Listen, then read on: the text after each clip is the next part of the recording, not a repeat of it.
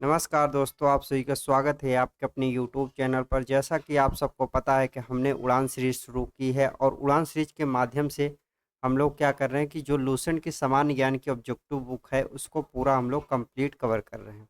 और अभी हम लोग पढ़ रहे हैं क्या, भौतिक विज्ञान, फिजिक्स। फिजिक्स अभी हम लोगों ने शुरू किया है और इसको हम लोग पढ़ रहे हैं और आज इसका चौथा चौथा वीडियो है। और टॉपिक हमारा जो रहने वाला है वो है यांत्रिकी, मैकेनिक्स। मैकेनिक्स का आज जो है चौथा भाग है। देखिए, हमने चार भागों में इस टॉपिक को कंप्लीट कवर कर रहे हैं। पहला भाग हमने जो कराया है, पहला भाग में हमारा 1 से 50 तक का क्वेश्चन हमने सॉल्व किया है। और फिर उसका बाद दूसरा जो भाग हमारा आया है तो वो 51 से 100 तक के क्वेश्चनों को हमने सॉल्व कराया है। और तीसरा जो हमारा भाग था वो हमारा था 151, सॉरी 101 से 150 तक के हमने टॉपिक को क्लियर किया। और आज जो हमारा चौथा टॉपिक रहने वाला, चौथा वीडियो है, इसमें हमने 151 से 215 क्वेश्चन तक के कवर करेंगे। आज पूरा ये टॉपिक जो होगा कंप्लीट हो जाएगा और लूसेंट की बुक में इतना ही क्वेश्चन दिया गया है। और ये जो वीडियो है ये सभी एग्जाम के लिए बहुत ज़्यादा हेल्पफुल हो सकता है, जैसे यूपी, पीसीएस, एसएससी, रेलवे या ऑल स्टेट के जो भी गवर्नमेंट एग्जाम्स होते हैं जहाँ पर जीएस पूछा जाता है, वहाँ पे आपको इन वीडियो के माध्यम से फ़ायदा ज़रूर मिलेगा। और देखिए, अगर आपको इनको पीडीएफ चाहते हैं तो आप हमारे टेलीग्राम चैनल को ज्वाइन कर लीजिए, आपको वहाँ पर पीडीएफ सारी मिल जाएगी। अगर आपका कोई डाउट्स हो क्वेरी रहता था तो हमें व्हाट्सअप कर सकते हैं, या आप हमें इसी वीडियो वीडियो के नीचे आप कमेंट करके अपने डाउट्स को क्लियर कर सकते हैं। चलिए आज की वीडियो को हम लोग शुरू करते हैं। पहला हमारा क्वेश्चन है, यदि केस नली का व्यास दोगुना कर दिया जाए तो इनमें चढ़ने वाले जल का स्तर क्या रहेगा। जल का स्तर का जो सतह रहेगा वो क्या रहेगा। देखिए, केस नली यहाँ पे बता रहा, तो देखिए जैसे मान लीजिए एक बीकर ले लेते हैं, एक बीकर यहाँ पे है और एक बीकर, मतलब एक बीकर ले लिए। इस बीकर में हमने दो पाइप लिया, एक पतला पाइप लेंगे, एक थोड़ा मोटा पाइप लेंगे। मतलब एक इसका व्यास क्या रहेगा, इसका व्यास मान लो एक्स है तो इसका व्यास क्या रहेगा, इसका व्यास हो जाएगा 2x, मान लीजिए इतना।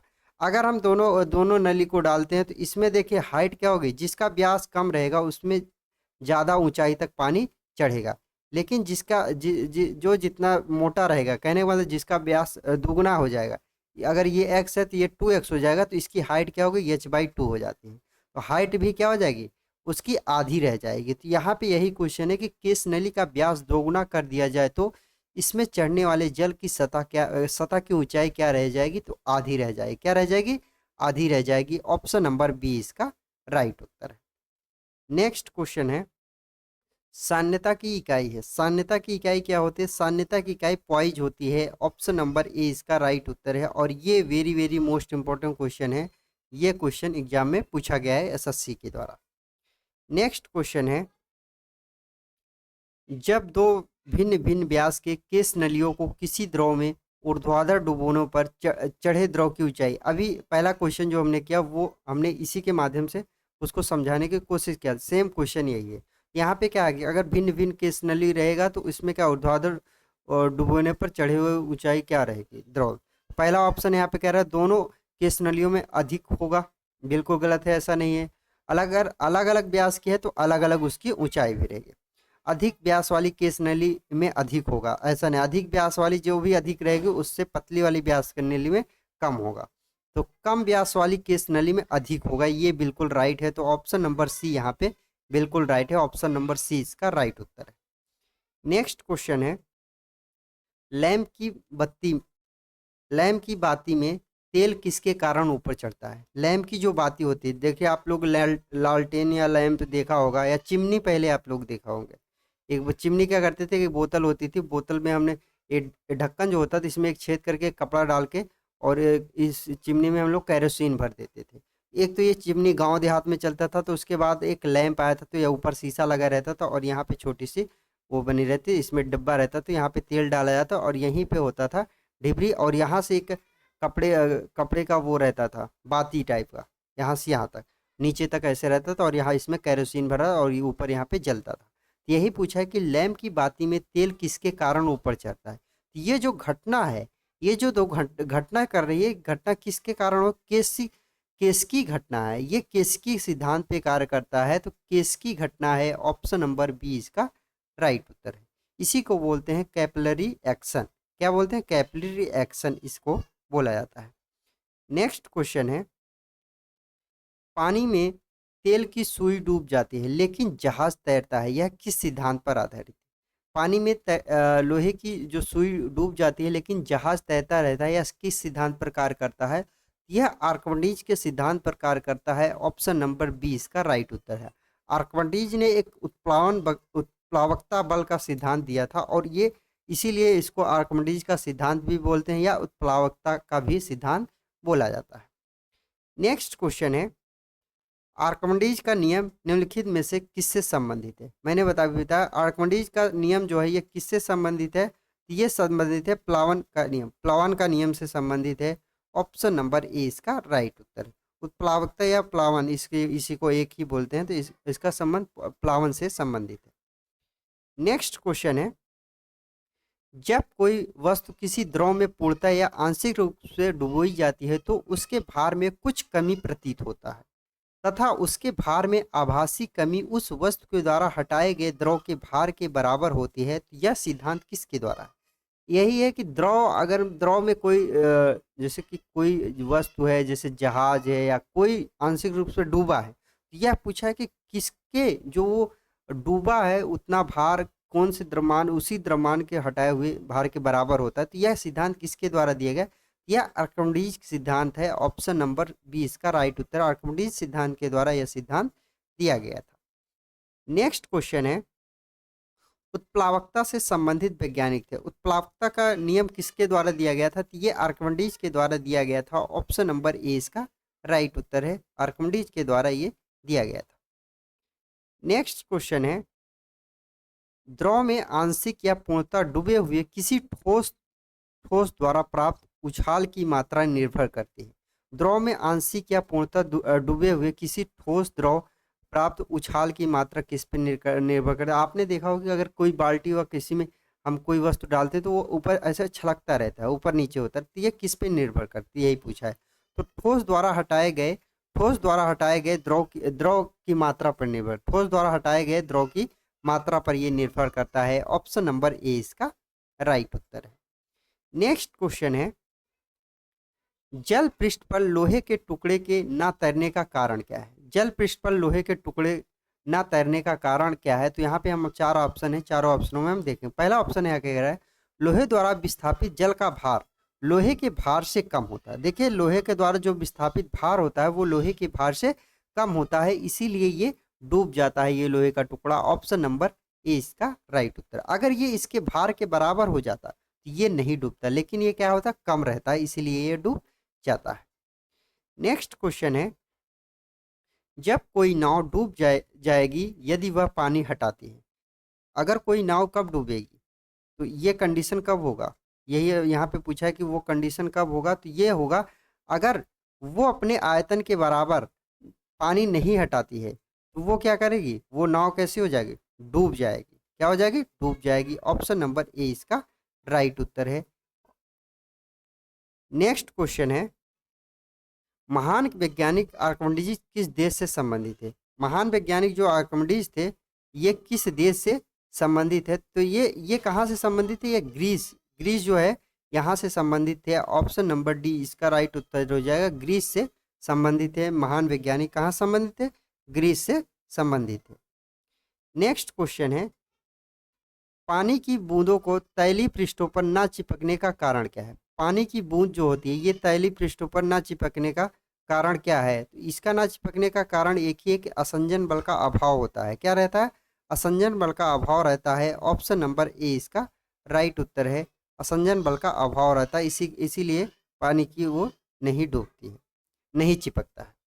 नेक्स्ट क्वेश्चन है, तुल्यकारी उपग्रह घूमता है पृथ्वी के गिर्द में। तुल्यकारी उपग्रह जो घूमता है ये पृथ्वी के कौन से गिर्द में घूमता है?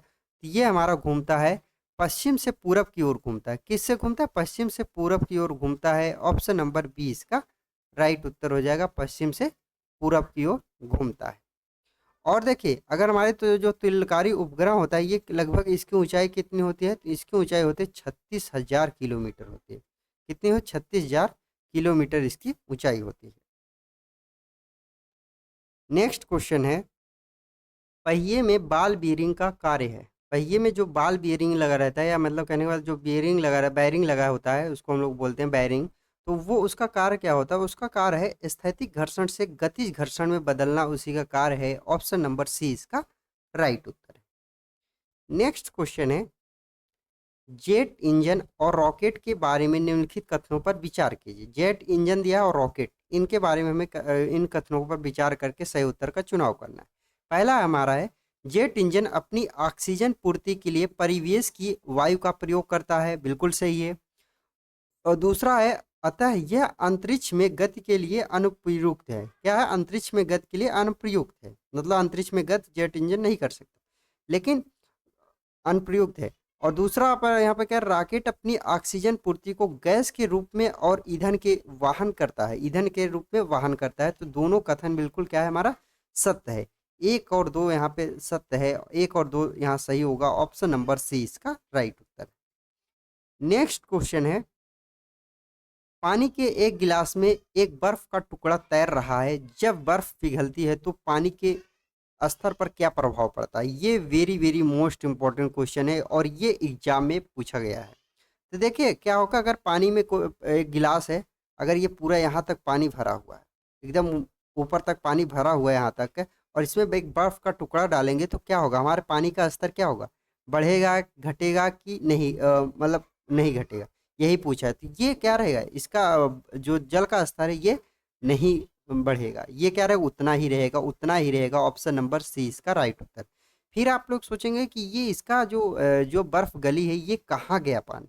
ये क्या होता है कि पानी के जो दो अणुओं के बीच में गैप होता है, उसी गैप में क्या हो जाता है? ये जल समाहित हो जाता है। नेक्स्ट क्वेश्चन है, एक ऊंची इमारत से एक गेंद 9.8 मीटर पर सेकंड के एक सामान्य त्वरण के साथ गिराई जाती है, तो 3 सेकंड के बाद उसका वेग क्या होगा? यहाँ पे देखिए ए बराबर दे रखा है क्या, 9.8 मीटर प्रति सेकंड दे रखा है, लेकिन ऊंचाई से गिराते हैं तो इसी ए को क्या कहते हैं? जी बोल देते हैं। और यहाँ पे टी बराबर हमारा क्या दे रखा है? 3 सेकंड दे रखा। और यू हमारा क्या हो जाएगा? यू हमारा जीरो, क्योंकि वो अगर एक वहीं से छोड़ी जाएगी तो यू हमारा क्या रहता है? जीरो होता है। और यहाँ पे वी पूछा है तो हम फार्मूला क्या लगाएंगे? वी बराबर यू माइनस, यहाँ माइनस इसलिए क्योंकि वो नीचे आ रही है, तो वी बराबर माइनस, सॉरी यहाँ पे नीचे आएगी तो यहाँ प्लस हो, वी बराबर प्लस 8t, यहाँ ए की जगह पे क्या रखेंगे? जी, तो u प्लस जी टी। यहाँ पे क्या आ जाएगा हमारा? u का मान 0 रखेंगे और प्लस 9.8 और गुणे यहाँ पे क्या रखेंगे? t का मान 3 रखेंगे, तो यहाँ पे 0 हो जाएगा, तो यहाँ पे हो जाएगा, इसका जब मल्टीप्लाई करेंगे तो क्या हो जाएगा?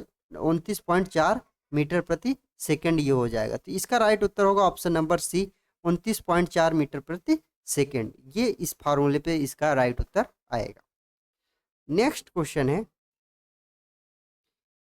एक वस्तु का द्रव्यमान, यहाँ पे द्रव्यमान 100 केजी है, गुरुत्वीय जनित त्वरण 10 मीटर पर सेकंड है। अगर चांद पर गुरुत्वीय जनित त्वरण g/6 है तो चंद्रमा में वस्तु का द्रव्यमान। अब यहाँ पे एक चीज है कि द्रव्यमान की बात किया है तो देखिए द्रव्यमान क्या रहेगा? द्रव्यमान हमेशा क्या रहता है? स्थिर रहता है, ये स्थिर रहता है। द्रव्यमान हमारा हमेशा कहीं भी आप जाओ स्थिर रहेगा, लेकिन भार जो होता है ये हमारा हमारा क्या परिवर्तित होता रहे, परिवर्तित होता रहता है। और ये हमारा क्या अपरिवर्तित होता है, मतलब अगर यहाँ 50 किलो है, हमारा पृथ्वी पे चंद्रमा पे भी जाएगा 50 किलो ही द्रव्यमान रहेगा। लेकिन भार क्या होता है? भार अगर जैसे पृथ्वी पे हमारा क्या है 60 किलो है, तो ये चंद्रमा पे जाएगा हमारा 10 किलो जाएगा, क्योंकि जी बाई क्या हो जाता है? 6 हो जाता है। ये फार्मूला यहाँ पे पूछा गया, वस्तु का द्रव्यमान क्या रहेगा? वस्तु का द्रव्यमान 100 केजी ही रह जाएगा। ऑप्शन नंबर सी इसका राइट उत्तर है। नेक्स्ट क्वेश्चन है, पावर की शक्ति एसआई वाट किसके समतुल्य है? पावर की जो शक्ति है, पावर का शक्ति, पावर या शक्ति का मात्रा क्या है? वाट। और वाट किसके बराबर है यही पूछ रहा है, तो वाट होता है केजी मीटर स्क्वायर प्रति सेकेंड क्यूब, इसी के बराबर होता है। तो ये किस में मिल रहा है? केजी मीटर स्क्वायर सेकेंड -3 होता है। तो ऑप्शन नंबर सी इसका राइट उत्तर है। नेक्स्ट क्वेश्चन है, भारहीनता की अवस्था में एक मोमबत्ती की ज्वाला का आकार हो जाएगा। भारहीनता की अवस्था में एक मोमबत्ती की ज्वाला का आकार कैसा हो जाएगा? इसका ज्वाला का आकार हो जाएगा गोलाकार हो जाएगा। ऑप्शन नंबर सी इसका राइट उत्तर है, गोलाकार उसका आकार हो जाएगा।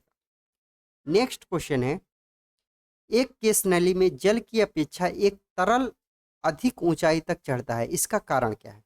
एक केस नली में जल की अपेक्षा एक तरल अधिक ऊंचाई तक चढ़ता है, इसका कारण क्या है? तरल का पृष्ठ तनाव जल की अपेक्षा अधिक होगा। देखिए पृष्ठ तनाव पर यह निर्भर करता है। तरल का पृष्ठ तनाव जल की अपेक्षा अधिक होगा, इसीलिए तरल क्या होता है? अधिक ऊंचाई तक केस नली में चढ़ेगा। ऑप्शन नंबर डी इसका राइट उत्तर है। नेक्स्ट क्वेश्चन है, निम्नलिखित में किस एक के लिए केशिकत्व एकमात्र कारण नहीं है? निम्नलिखित में कौन से केशिकत्व का एकमात्र कारण नहीं है? ये हमें समझना होगा। तो पहला है स्याही का सोखना, ये केशिकत्व निर्धारित करता है। भूमिगत जल का स्तर से ऊपर चढ़ना, ये भी उसी के केशिकत्व के कारण होता है। तो सूती कपड़े पर जल की बूंद का फैलना, ये भी बिल्कुल इसी नियम पे फॉलो करते हैं। लेकिन पौधे के जड़ों से जल का इसके पर्ण समूह की ओर बढ़ना, ये केशिकत्व का कारण नहीं है। ऑप्शन नंबर डी इसका राइट उत्तर है। ये किसके कारण होता है? जाइलम के कारण। जाइलम क्या करता है? जाइलम एक मतलब जल का मतलब एक परिवहन करने वाली तत्व है। यह क्या करता है? अगर हम लोग जड़ों में पानी डालते हैं, इसको पत्ती होती है तो इसके तने में किसके द्वारा? जाइलम के द्वारा फैलता है। तो इसका तो राइट उत्तर होगा option number D. Next question है, गुरुत्वाकर्षण के सार्वभौमिक नियम का प्रतिपादन किसने किया था? गुरुत्वाकर्षण के सार्वभौमिक नियम का प्रतिपादन किसके द्वारा किया गया था? तो ये नियम न्यूटन के द्वारा दिया गया था। ऑप्शन नंबर ए इसका राइट उत्तर है। नेक्स्ट क्वेश्चन है, ऊर्जा संरक्षण का आशय है। ऊर्जा संरक्षण का आशय क्या है? तो देखिए ऊर्जा संरक्षण का आशय यह है कि ऊर्जा को तो ना तो उत्पन्न किया जा सकता है और ही ना इसको नष्ट किया जा सकता है। तो यहाँ पे है ऊर्जा का ना तो सृजन हो सकता है और ना ही विनाश हो सकता है। ऑप्शन नंबर डी इसका राइट उत्तर है। नेक्स्ट क्वेश्चन है, पृथ्वी का पलायन वेग कितना होता है? पलायन वेग होता क्या है? देखिए पलायन वेग वो होता है कि अगर कोई वस्तु को हम पृथ्वी से उस वेग से फेंक दें तो वो हमारा दोबारा पृथ्वी पे वापस ना लौट सके, उसी को क्या बोलते हैं? पलायन वेग बोलते हैं। और ये पलायन वेग का मान कितना होता है? 11.2 किलोमीटर प्रति सेकेंड। मतलब एक सेकेंड में 11.2 किलोमीटर जाएगी, तो वो इस धरती पर फिर वापस लौट के नहीं आएगी। तो इसका तो 11.2 किलोमीटर पर सेकेंड। ऑप्शन नंबर डी इसका राइट उत्तर है। नेक्स्ट क्वेश्चन है, पास्कल इकाई है। पास्कल किसकी इकाई है? तो पास्कल दाब की इकाई होती है। पास्कल किसकी इकाई? दाब की इकाई है। ऑप्शन नंबर बी इसका राइट उत्तर है। और एक पास्कल बराबर क्या होता है? यहाँ पे अब अगर यही पूछ लेता पास्कल या पास्कल बराबर क्या होता है? पास्कल बराबर क्या होता है? न्यूटन प्रति मीटर स्क्वायर। क्या होता है? Metre square. ये पास्कल के बराबर होता है। ऑप्शन नंबर बी इसका राइट उत्तर। नेक्स्ट क्वेश्चन है, एक किग्रा प्रति सेंटीमीटर स्क्वायर दाब समतुल्य है। एक किग्रा प्रति सेंटीमीटर स्क्वायर दाब किसके समतुल्य होता है? ये होता है एक बार के समतुल्य होता है। ऑप्शन नंबर बी इसका राइट उत्तर है। और ये आप डायरेक्ट इसको याद रखिए। नेक्स्ट क्वेश्चन है, क्यूसेक से क्या मापा जाता है? क्यूसेक जो होता है इससे क्या मापा जाता है? क्यूसेक से मापा जाता है जल में अगर कोई जल बहता रहता है उसमें बहाव की गति को नापा जाए, तो ये क्यूसेक का काम है। जल के बहाव नापा जाता है। ऑप्शन नंबर सी इसका राइट उत्तर। नेक्स्ट क्वेश्चन है, किसी पिंड का भार कहाँ पर सबसे ज्यादा होगा? अब यहाँ पे किसी पिंड का भार कहाँ पर क्या होगा, ये हमें ऑप्शन पढ़ने के बाद समझ में आएगा। पहला ऑप्शन यहाँ पर कह रहा है पृथ्वी तल पर सब जगह पर समान रहेगा, ऐसा नहीं। जो पिंड का भार होता है वो अलग अलग स्थानों पर अलग अलग होता है। ऑप्शन बी क्या कह रहा है? ध्रुवों पर सबसे अधिक होता है। देखिए ध्रुवों पर सबसे अधिक होता है पृथ्वी का जो भार होता है किसी वस्तु का, वो ध्रुवों पर सबसे अधिक होता है। ऑप्शन नंबर बी इसका राइट उत्तर है। और कहाँ पे सबसे कम होता है ये पूछ सकता है, तो ये होता है विषुवत रेखा पर। कहाँ पर? विषुवत रेखा पर सबसे कम होता है। विषुवत रेखा पर सबसे कम होता है। कहाँ पर कम होता है? विषुवत रेखा पर सबसे कम होता है। और ध्रुवों पर क्या होता है? सबसे ज्यादा होता है। नेक्स्ट क्वेश्चन है, जब किसी वस्तु को पृथ्वी से चंद्रमा पर ले जाया जाता है तो उसका क्या होता है? जब किसी वस्तु को पृथ्वी से चंद्रमा पर ले जाता है तो उसका पहला ऑप्शन है उसका भार बढ़ जाएगा। उसका भार क्या हो जाएगा? घट जाएगा। यहाँ पे इसका राइट उत्तर क्या हो जाएगा, उसका भार क्या हो जाएगा, घट जाएगा। ऑप्शन नंबर बी इसका राइट उत्तर है। मैंने बताया ना, भार जो होता है ये क्या होता है, परिवर्तित होता रहता है, परिवर्तित होता रहता है, लेकिन द्रव्यमान हमारा क्या रहता है, द्रव्यमान हमारा स्थिर रहता है या अपरिवर्तित रहता है, ये जैसे कि उतना का उतना ही रहता है। नेक्स्ट क्वेश्चन है, सूची 1 को सूची सेकंड के साथ सुमेलित कीजिए और इन सूचियों का मिलान करके सही उत्तर का चुनाव करना है। पहली सूची में दे रखा है राशि और दूसरी सूची में दे रखा है उसके मात्रक, और इसका हमें मिलान करना है। पहला विद्युत बल, विद्युत बल का जो मात्रक है ये किसका मात्रक है, विद्युत बल का मात्रक हमारा यहाँ पे क्या हो जाएगा, बल का मात्रक न्यूटन, तो यहाँ पे हो जाएगा न्यूटन, इसका मिलान हो जाएगा हमारा 2 से। अब यहाँ पे विद्युत आवेश दे रहा है, तो विद्युत आवेश का जो मात्रक है ये हमारा कूलाम हो जाएगा, जिसका मिलान हो जाएगा 3 से। और विद्युत विभव, विद्युत विभव ये किसका, इसका मात्रक क्या हो जाएगा, विद्युत विभव का मात्रक होता है वोल्ट, तो इसका मिलान हो जाएगा 1 से। और विद्युत धारिता का मात्रक क्या हो जाएगा, फैराडे, इसका मिलान हो जाएगा हमारा 4 से। यहाँ पे हमारा मिलान क्या हो गया, 2 3 1 4, ये जिसमें मिलेगा वही इसका राइट उत्तर है, 2 3 1 4। ऑप्शन नंबर बी इसका राइट उत्तर है, क्योंकि ऑप्शन नंबर बी पूरा मिलान करना है। नेक्स्ट क्वेश्चन है, एक भू स्थिर उपग्रह अपनी कक्षा में निरंतर गति करता है, यह अपकेंद्र बल के प्रभाव से होता है, तो जो प्राप्त होता है यह क्यों होता है, तो यह पृथ्वी द्वारा उपग्रह पर लगने वाले गुरुत्वाकर्षण बल के कारण ऐसी घटना घटित होती है। ऑप्शन नंबर बी इसका राइट उत्तर है। नेक्स्ट क्वेश्चन है, स्वचालित कलाई घड़ी, स्वचालित कलाई घड़ी में ऊर्जा मिलती है, स्वचालित कलाई घड़ी में ऊर्जा कहाँ से मिलती है, ये हमारे हाथ के विभिन्न संचालन से इसकी उसको ऊर्जा मिलती है। ऑप्शन नंबर डी इसका राइट उत्तर। नेक्स्ट क्वेश्चन है, जब कुएं से पानी की बाल्टी को ऊपर खींचते हैं तो हमें महसूस होता है कि बाल्टी, जब पानी भर जाता है बाल्टी में, तो कुएं से ऊपर हम खींचते हैं तो हमें क्या होता है, वो जो पानी है वो उसका भार अधिक लगता है, तो पानी की सतह से ऊपर भारी हो गई है, पानी की सतह से ऊपर क्या हो जाती है, वो भारी हमें लगने लगती है। तो ऑप्शन नंबर ए इसका राइट उत्तर है। नेक्स्ट क्वेश्चन है, भारहीनता होती है, भारहीनता होती है, भारहीनता होती है कहाँ पर, गुरुत्वाकर्षण के शून्य स्थिति में। अगर गुरुत्वाकर्षण शून्य जहाँ हो जाएगा वहाँ पर भारहीनता हो जाएगा, मतलब भार पता ही नहीं चलेगा। अंतरिक्ष में हमारा जो भार होता है वो क्या रहता है, वो शून्य, अंतरिक्ष हमारा शून्य हो जाता है, क्योंकि वहाँ पे गुरुत्वाकर्षण नहीं पाया जाता, इसीलिए हमारा भार शून्य हो जाता है। ऑप्शन नंबर ए इसका राइट उत्तर है। नेक्स्ट क्वेश्चन है, निम्नलिखित में कौन सबसे अधिक प्रत्यास्थ है, निम्नलिखित में कौन सबसे अधिक प्रत्यास्थ है, मतलब सबसे अधिक जो है कठोर है, तो रबड़, गीली मिट्टी, स्टील। तो स्टील जो है यहाँ पे सबसे अधिक प्रत्यास्थ है, सबसे अधिक कठोर है। ऑप्शन नंबर सी इसका राइट उत्तर है, क्योंकि प्लास्टिक भी कठोर नहीं है। इन चारों ऑप्शन में स्टील जो है ये सबसे अधिक प्रत्यास्था होती है स्टील में। नेक्स्ट क्वेश्चन है,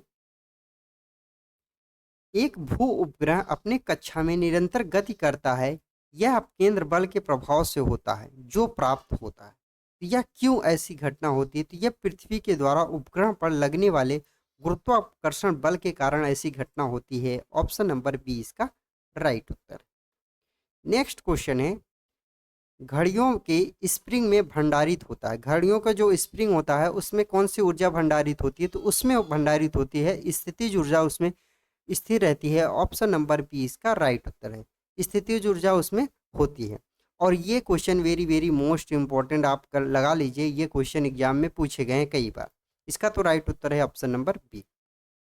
नेक्स्ट क्वेश्चन है, कक्षा के अंतरिक्ष यान में भारहीनता की अनुभूति का कारण है, कक्षा के अंतरिक्ष यान में भारहीनता की अनुभूति, मतलब अंतरिक्ष यान में अगर भारहीनता की अनुभूति का कारण क्या है, क्योंकि कक्षा में त्वरण बाहरी गुरुत्वाकर्षण के कारण त्वरण के बराबर होता है, इसीलिए यहाँ पे भारहीनता का अनुभव होता है। ऑप्शन नंबर बी इसका राइट उत्तर है।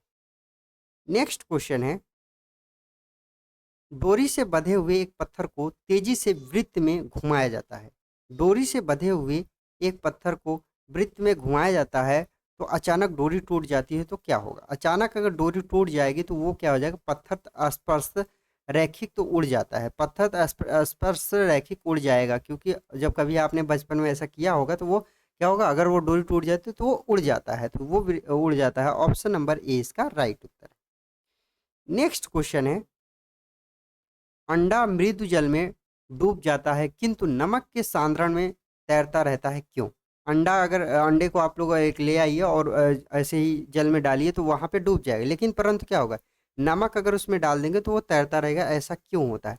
देखिए, नमक के घोल का घनत्व अंडे के घनत्व से अधिक हो जाता है। जब हम पानी में नमक मिला देते तो उसका घनत्व क्या हो जाएगा, बढ़ जाएगा, और अंडे का घनत्व से अधिक हो जाता है पानी का घनत्व, इसीलिए वो तैरता रहता है। ऑप्शन नंबर सी इसका राइट उत्तर है। नेक्स्ट क्वेश्चन है, किसी व्यक्ति को मुक्त रूप से घूर्णन कर रहे घूर्णी मंच पर अपनी कोणी चाल कम करने के लिए क्या करना चाहिए? किसी वस्तु को मुक्त रूप से घूर्णन कर रहे घूर्णी मंच पर अपने कोणी चाल कम करने के लिए क्या करना चाहिए? तो अपने हाथ बाहर की ओर फैला देने चाहिए। अपने हाथ क्या और करने चाहिए, बाहर की ओर फैला देने चाहिए। इससे क्या होगा, कोणी चाल कम हो जाएगी। ऑप्शन नंबर सी इसका राइट उत्तर है।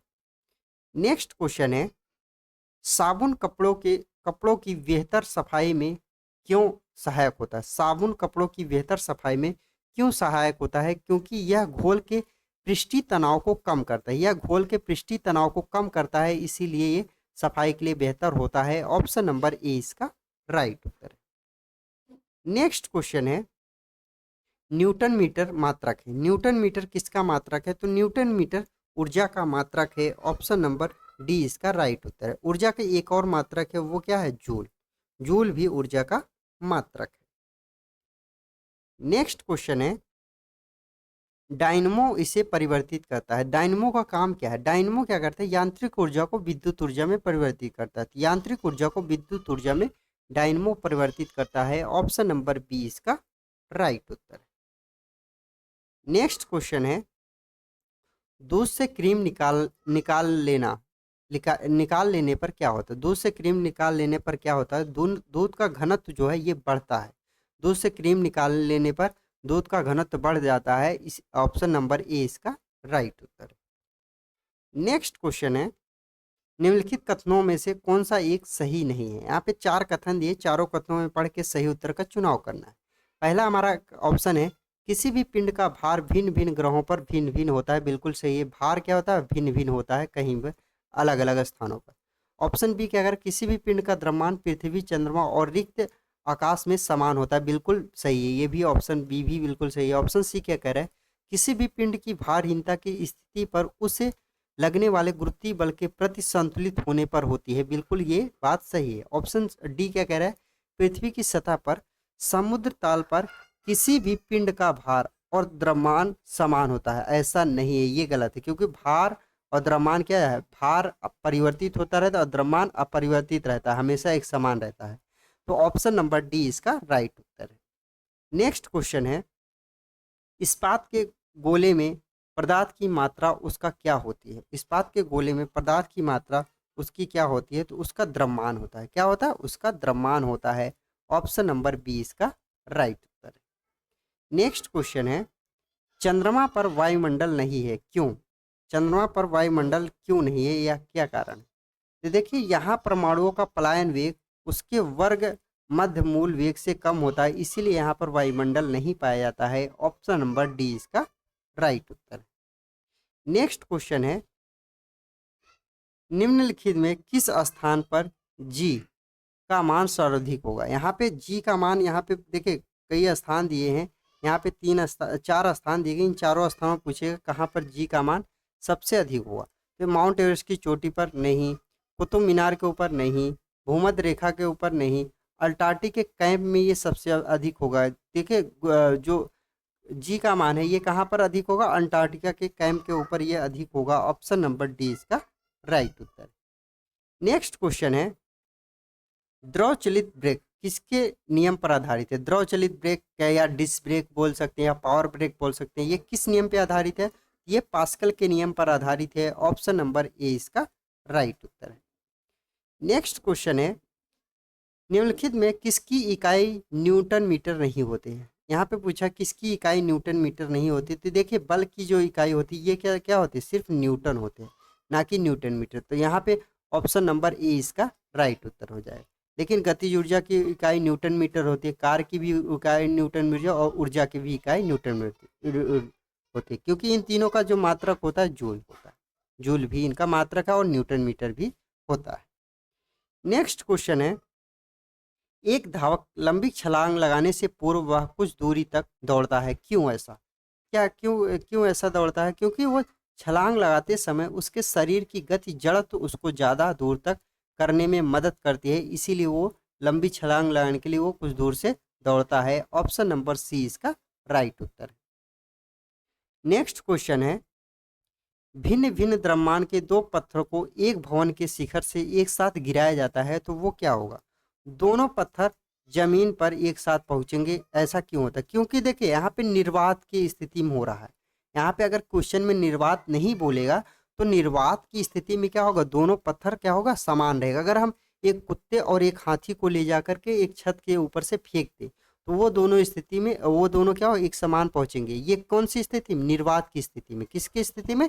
निर्वात की स्थिति में। लेकिन यहाँ पे सवाल में निर्वात अगर नहीं भी बोला रहेगा तो हमें निर्वात मान के चलना है। अगर वो निर्वात नहीं बोलेगा, अगर बोलेगा कि निर्वात नहीं है, तब अगर निर्वात नहीं रहेगा तो क्या होगा? भारी वस्तु पहले पहुंचेगी और हल्की वस्तु बाद में पहुंचेगी। इसका तो राइट उत्तर होगा ऑप्शन नंबर सी, दोनों पत्थर जमीन पर एक साथ पहुंचेंगे। ऑप्शन नंबर सी इसका राइट उत्तर है। नेक्स्ट क्वेश्चन है, कोणीय संवेग किसके बराबर होता है? कोणीय संवेग इसके बराबर होता है। तो यहाँ पे पूछा है कोणीय संवेग किसके बराबर होता है? जड़त्व आघूर्ण इंटू कोणीय वेग के बराबर होता है कोणीय संवेग। ऑप्शन नंबर ए इसका राइट उत्तर है। नेक्स्ट क्वेश्चन है, बर्नौली का सिद्धांत निम्नलिखित में किस संरक्षण का प्रकलन करता है, प्रकथन करता है? बर्नौली का सिद्धांत किस संरक्षण के प्रकथन करता है? तो ये ऊर्जा संरक्षण का प्रकथन करता है। ऑप्शन नंबर बी इसका राइट उत्तर है। और इसका फार्मूला क्या होता है? इसको rho 1/2 D V square plus D G H, और क्या होता है? कांस्टेंट। यही है बर्नौली थ्योरम, ये इसका फार्मूला होता है, आप लोग याद रखिए। ये ऊर्जा के सिद्धांत पर कार्य करता है। ऑप्शन नंबर बी इसका राइट उत्तर। नेक्स्ट क्वेश्चन है, लोहे की सुई पानी की सतह पर किस कारण से तैरती है? लोहे की सुई पानी की सतह पर किस कारण से तैरती है? देखिए लोहे की सुई पानी की सतह पर तैरती नहीं है। क्यों? अगर वो तैर रही है तो वो किस कारण से तैर रही है? तो वो पृष्ठ तनाव के कारण वो तैरेगी, नहीं तो वरना वो नहीं तैरेगी। ऑप्शन नंबर बी इसका राइट उत्तर है। नेक्स्ट क्वेश्चन है, बाल्टिंग पेपर द्वारा स्याही के सोखने में शामिल होता है। बाल्टिंग पेपर के द्वारा स्याही सोखने में शामिल होता है। ये सोखने में शामिल क्या होता है? तो इसमें होता है केशिकीय अभिक्रिया परिघटन के द्वारा ये बाल्टिंग पेपर स्याही सोखने में शामिल होता है। ऑप्शन नंबर बी इसका राइट उत्तर है। नेक्स्ट क्वेश्चन है, किसी वस्तु का भार उस समय न्यूनतम होता है जब उसे उसे रखा जाता है। किसी वस्तु का भार उस समय सबसे न्यूनतम कहाँ पर होता है? किसी वस्तु का भार, तो किसी वस्तु का भार पृथ्वी के केंद्र पर क्या होता है? पृथ्वी के केंद्र पर किसी वस्तु का भार 0 होता है। ऑप्शन नंबर डी इसका राइट उत्तर हो जाएगा। पृथ्वी के केंद्र पर उसका भार 0 होता है। लेकिन विषुवत रेखा पर क्या हो जाएगा? विषुवत रेखा पर न कम होगा। और सबसे ज़्यादा अगर पूछ ले तो ध्रुवों पर क्या होगा? सबसे ज़्यादा होगा, ज़्यादा ध्रुव पर सबसे ज़्यादा, और पृथ्वी के केंद्र में 0 होगा और विषुवत रेखा पर कम होता है। नेक्स्ट क्वेश्चन है, निम्नलिखित में किसे न्यूटन से पूर्व ही बता दिया था कि वस्तु पृथ्वी की ओर गुरुत्वाकर्षित होती है? किसने ये बता दिया था? तो ये बताया था ब्रह्मगुप्त के द्वारा, ये बता दिया गया था। ऑप्शन नंबर डी इसका राइट उत्तर। न्यूटन से पहले ये इन्होंने बता दिया था। नेक्स्ट क्वेश्चन है, यदि एक पेंडुलम से दोलन करने वाली घड़ी को पृथ्वी से चंद्रमा पर ले जाया जाए तो घड़ी क्या हो जाएगी? घड़ी अगर यहाँ से अगर पृथ्वी से एक जो दोलन करने वाली घड़ी, जैसे ऐसे झूलने वाली घड़ी होती है, तो अगर पृथ्वी से हम चंद्रमा पे ले जाएंगे तो वो उसकी घड़ी क्या हो जाएगी? वो सुस्त हो जाएगी, मतलब धीमी चलने लगेगी। ऑप्शन नंबर ए इसका राइट उत्तर है। नेक्स्ट क्वेश्चन है, गैस भरे गुब्बारे का नाखून की तुलना में सुई से फाड़ना आसान क्यों होता है? गैस भरे गुब्बारे के नाखून की तुलना में सुई से फटना आसान क्यों होता है?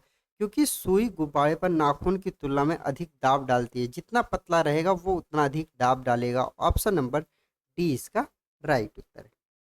नेक्स्ट क्वेश्चन है, लिफ्ट में मनुष्य का प्रत्यक्ष वजन वास्तविक वजन से कम कब होता है? लिफ्ट में मनुष्य मनुष्य का जो प्रत्यक्ष वजन है वो वास्तविक वजन से कम कब होता है? जब लिफ्ट तेजी से नीचे जा रही हो तब वो उसका वास्तविक वजन क्या हो जाएगा? घटा हुआ प्रतीत होगा। ऑप्शन नंबर ए इसका राइट उत्तर है। नेक्स्ट क्वेश्चन है, क्रिकेट की गेंद किस कोण से मारा जाना चाहिए ताकि वह अधिकतम दूरी तक जा सके? क्रिकेट की गेंद को किस कोण से मारा जाना चाहिए ताकि वह अधिकतम दूरी तक जा सके? तो 36 से 45 डिग्री के कोण पर अगर किसी भी वस्तु को या फेंकोगे या मारा जाएगा तो वो सबसे अधिक दूर तक जाएगी। ऑप्शन नंबर बी इसका राइट उत्तर है। और ये रही आज की हमारी वीडियो। अगर आप लोग को हमारी वीडियो पसंद आती है तो लाइक कर दीजिएगा और अपने यार दोस्तों को ज़रूर शेयर कर दीजिएगा और चैनल को सब्सक्राइब कर लीजिएगा और कमेंट करके आप हमें ज़रूर बताएं कि आपको वीडियो कैसा लगा। आप लोगों से मुलाकात होगी नेक्स्ट वीडियो में। जय हिंद।